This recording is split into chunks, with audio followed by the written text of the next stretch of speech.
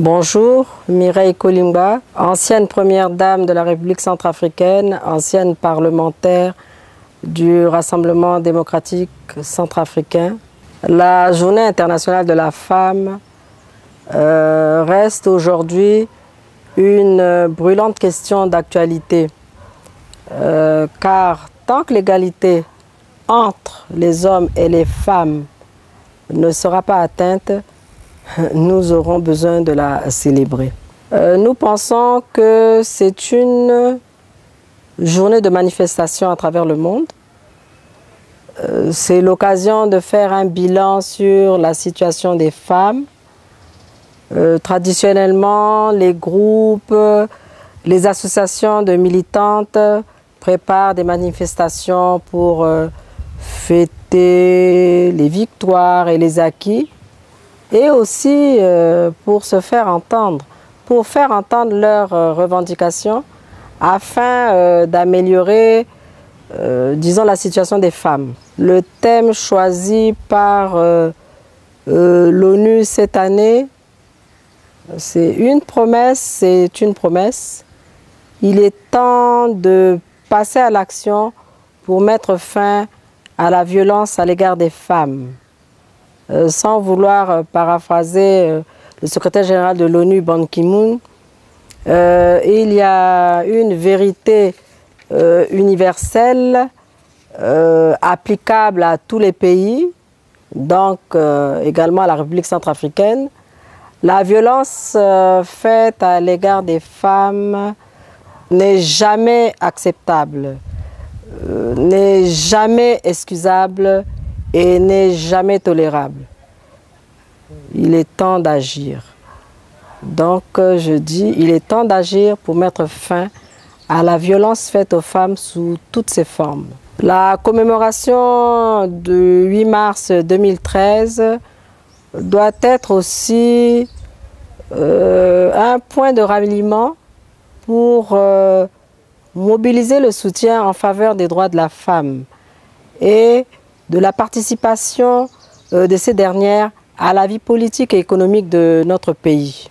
Cette journée devrait absolument nous donner l'occasion de dresser un bilan des progrès réalisés, d'appeler à des changements et de célébrer les actes de courage et de détermination accomplis par des femmes ordinaires qui ont joué un rôle extraordinaire dans l'histoire de notre pays.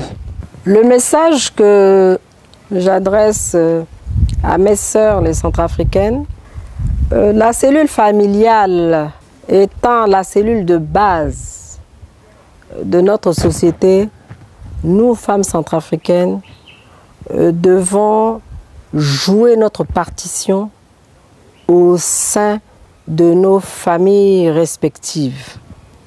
Que nos filles écoutent les conseils des parents, car nous, parents, nous jouons un rôle important dans l'éducation de base de tous les destins.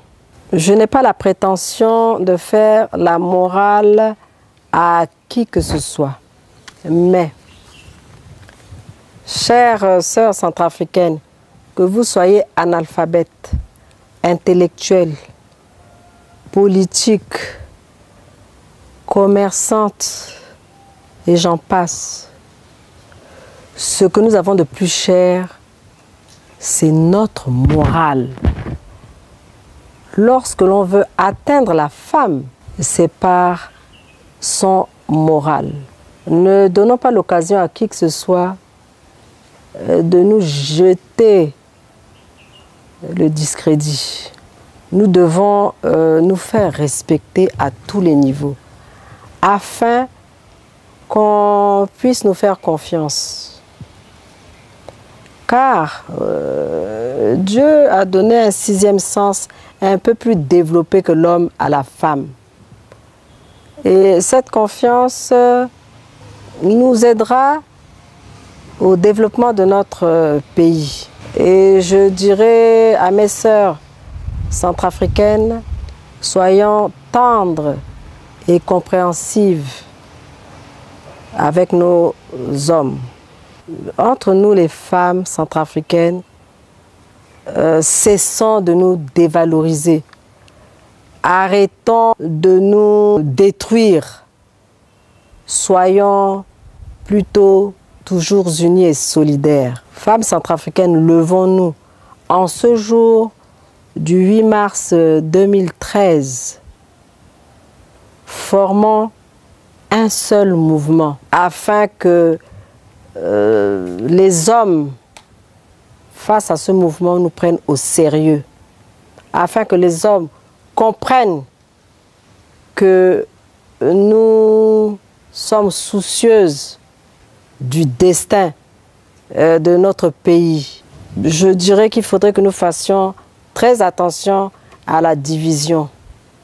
Parce qu'en nous divisant, les hommes cherchent à mieux régner.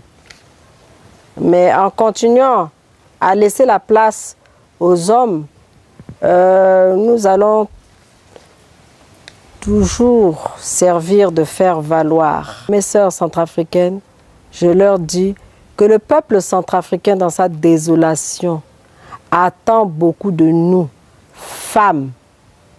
Levons-nous. Que Dieu bénisse les femmes centrafricaines.